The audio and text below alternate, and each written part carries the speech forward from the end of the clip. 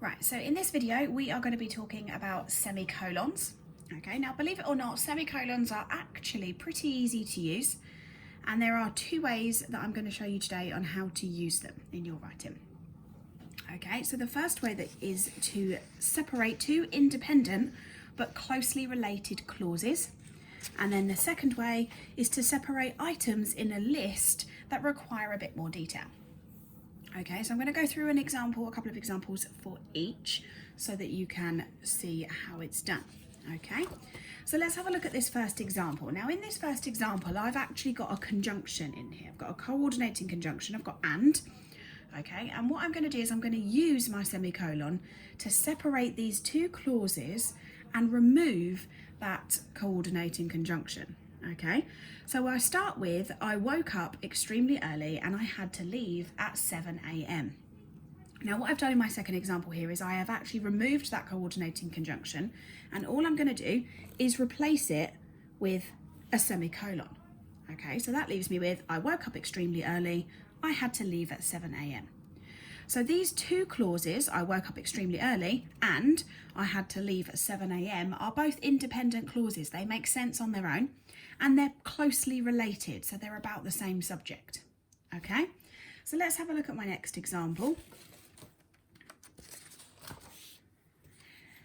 So here I've got, the enormous three-headed dog began to stir from its slumber and it spotted them immediately. Okay, so I'm going to do exactly the same thing here. I've got my coordinating conjunction here, which again is and I'm going to take that out like I have in the second example and replace it with that semicolon. So the enormous three-headed dog began to stir from its slumber, semicolon. It spotted them immediately. Okay, so again, I've got two independent clauses. They're about the same subject and they're closely related.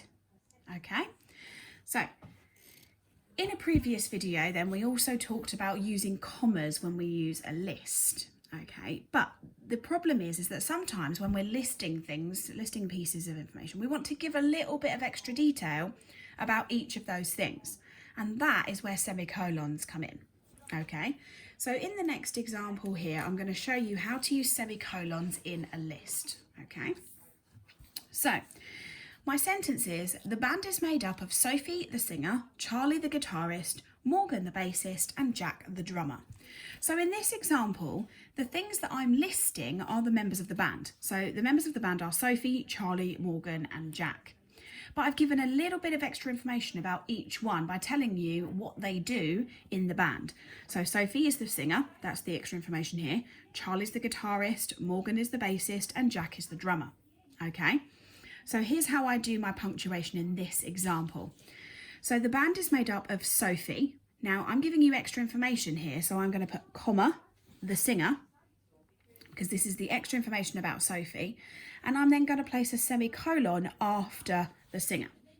Okay, following the same pattern, I'm then going to have Charlie, comma, the guitarist, semicolon, Morgan, comma, the bassist, semicolon, and Jack the drummer.